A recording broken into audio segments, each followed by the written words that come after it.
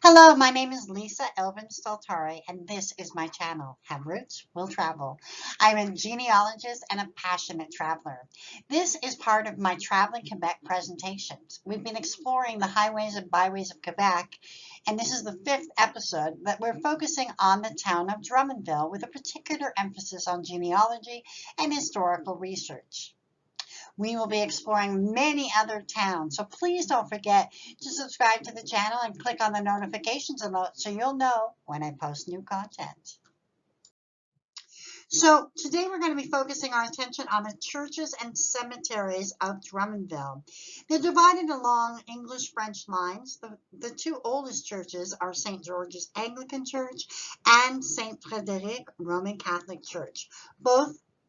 Both have tours available in the summer. The St. George's Church was built in 1822 as Drummondville began to grow. The burials in this cemetery date from the earliest inhabitants. In 1855, a new church was built, but it burnt down in 1863. A new church was dedicated in 1867. I will be providing a link in the notes below, a wonderful site filled with the church's history, and it's part of the stgeorgefoundation.org, and I'll be posting that in the notes. The St. Fredericks Church was the first Roman Catholic church in the city and was also built in 1822, but also succumbed to fire 3 times. The current church structure was built in 1928. Now let's have a look at the cemeteries. Now we have the St. George's Anglican Cemetery that is right next to the church.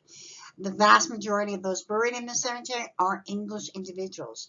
Generally, the gates are locked, but information from the website indicates that you may contact Mr. Yannick Patrick, and a phone number is listed. I will be putting those in the notes if you need to go in there.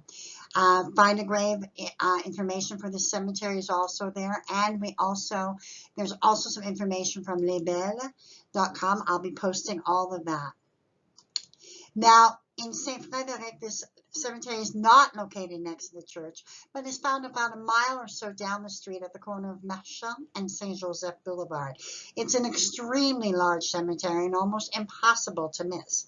It is not locked and can be walked easily. There, I will be providing links to find a grave for this cemetery and also interment.net. Now, the next one is Drummondville Protestant Cemetery, and that's a fairly new one. It also has links to the Find a Grave site. St. Pierre Cemetery is right in the middle of town. It's actually where my family is buried, in St. Pierre. One of the newest ones is Cimetière Maisonnée, La Patrimoine Cemetery, and that is a little bit out of town. And then we have the St. Phillipe Cemetery, and that is also, I'll be posting information on the Find a Grave and all of the other ways that you can look. I also want to make sure that you all know that on Ancestry, whether it's CA or .com, the burial records for each of these churches, you can just sift through them.